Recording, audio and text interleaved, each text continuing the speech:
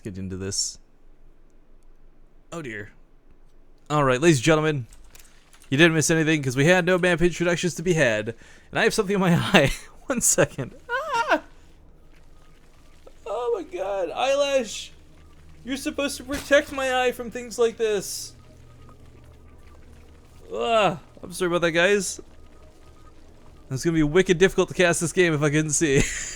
But okay, in the upper right, you can see our scoreboard here laid out all nice, clean. This is game 6. And the score is currently 3-2 in the favor of Invictus Gaming over Team Liquid. This is Rifkin. I'm casting today's Acer Teamstory match between these two teams, and I hope you guys are enjoying the heck out of it, because if nothing else, these games are... this whole series has been great so far. Every time I cast the Acer Teamstory Cup, I feel like I say that, and I don't want that saying to become cheesy and old, because these have been some pretty fun games so far today. But getting into the introductions, without further ado, spawning in the lower right corner of the map, playing for Team Liquid, the Beast Unleashed. It is Liquid Ret. And his opponent in the lower left, playing for Invictus Gaming, representing quite well today with a nice score under his belt so far. It is MacSed. Now, of course, if you guys are just tuning in, you missed the other games. MacSed is actually currently with a personal score of 3-0. He hasn't dropped a game yet.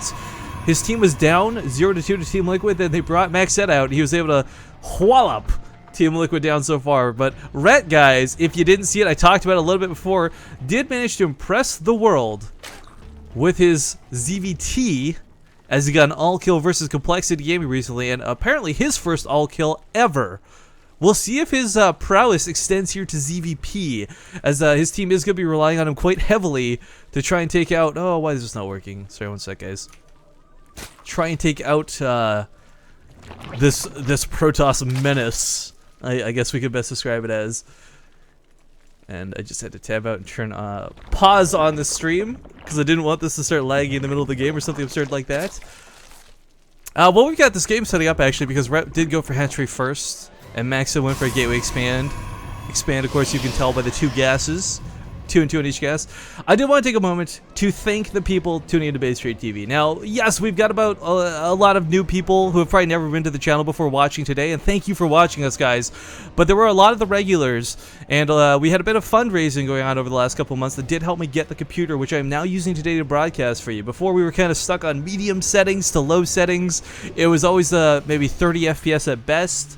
But now we've got this wonderful beast of a machine, and it wouldn't be possible without the people who helped donate and who helped fundraise. So much love to every single person who's watching this. I mean, if you're watching our ads, it went towards getting a better computer.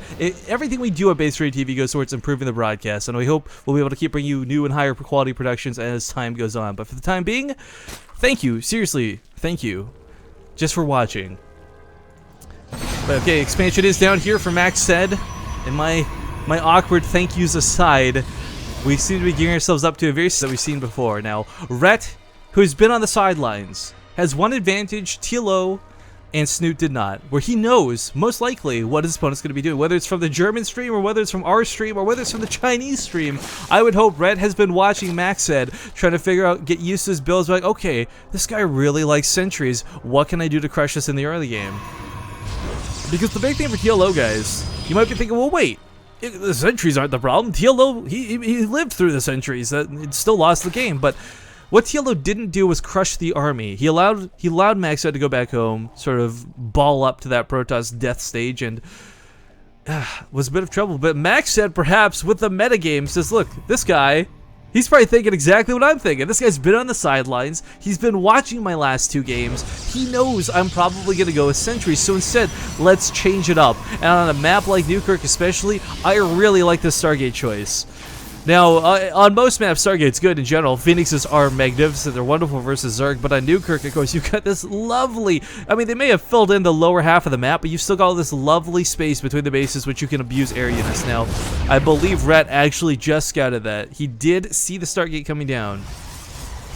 How he responds to this, we'll have to wait and see. It's kind of interesting, though. Getting a Stargate this early, some players will even put it in their wall in the front because they want their Zerg opponent to see it. They want them to see, like, look, I'm going for air. I'll have Phoenixes on the field. If you go for something like Mutalisks, you're just wasting your time. but I don't think Ret is going to be going towards Mutalisks, and the Phoenixes on the field will be nice, but this could just also be that leapfrogging metagame. Now, if you guys don't know what I'm referring to by just saying that casually, this is probably the most... There's a lot of stuff you learn in StarCraft 2. You're like, okay, Marines counter X, Y counters Z, etc., etc.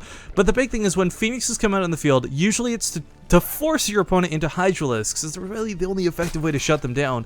And if your opponent's going Hydralisks, then you lick your chops as you build some Colossi and mow them down in the middle of the field. However, this goes one step further, and once Vipers get on the field, that sort of balance sways and changes a little bit in the favor of the Zerg players. So what a lot of Protoss players are doing are saying, look, if I can get to that Colossus stage of the game, I can win if my opponent has no Vipers on the field. But if he has Vipers on the field, I'm probably going to lose the game. So you'll see that sort of almost counter-tech swap. We'll have to... I'm keeping a close eye on MacSed's production tab. I want to see what he goes for with this.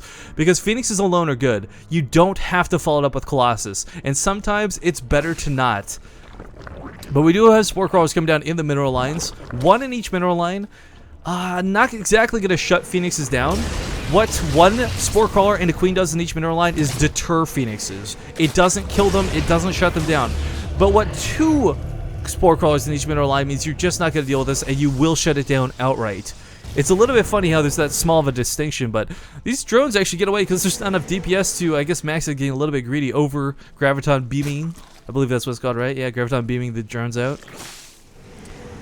Big thing too, lots of creep spread to make up for the lack of Overlord spread. Ret cannot put Overlords on the field. If he does, he's going to lose them to this Phoenix. But okay, MacSed saying, alright, I showed the Phoenix. You were probably preparing for something else, but instead I actually have sentries. So this is actually kind of interesting. We got 11 roaches on the way, but that big gateway style push that we've seen before, this isn't 8 gates though, guys. This isn't the same level of dedication.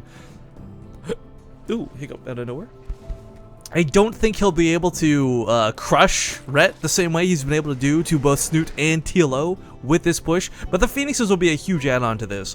What these do is, okay, they can pick up one roach at a time, slowly kill them off while lots of micros go on with those force fields. However, they can also just straight up, yeah, here we go, crowd control 3 roaches, take them out of the fight, take them out of the game. Ret is going to focus down the sentries and try and do what again to cut these numbers out, but this army is not too big coming out of MacSed, but Ret is trapped. These roaches can do nothing. He's got to pull them up. He can't keep sending them out like this. He really wants to go for those sentries, but if he goes for them, he's going to lose everything. He needs a couple more roaches on the field. And here we go. A couple coming from his third base. Heading from 2 sides. Not a lot of force fields left. Ret should be able to hold this. If he gets those last couple sentries, the stalkers will be a non-issue. Probes, guys, if you don't know, probes can deal with stalkers. They have no blink, and Ret will hold this push. Can he get that last sentry? Does get that last sentry, and the resources lost looking a little bit in the favor of, actually, still MacSed. However, that being said, Ret's not done yet. Still sniping off a lot of these stalkers. Phoenix is in the air, are out of energy. Really annoying, really irritating. He's got to deal with it with the +1 weapon upgrades and fighting on creep. The advantage is certainly going to be in Ret's favor. Going to snipe off even more stalkers. His death ball of roaches has sort of hit that nice mass number where he can start one-shotting things if they get close enough to it, but the DPS is a little bit split. However, it will drive MacSed back, and finally the resources lost going to go a little bit favoring the Ret, and okay, no follow-up to this whatsoever. Guys, Ret will put Team Liquid back on the board, bringing this up to 3-3, and looks like his ZVP is just about as good as his ZVT.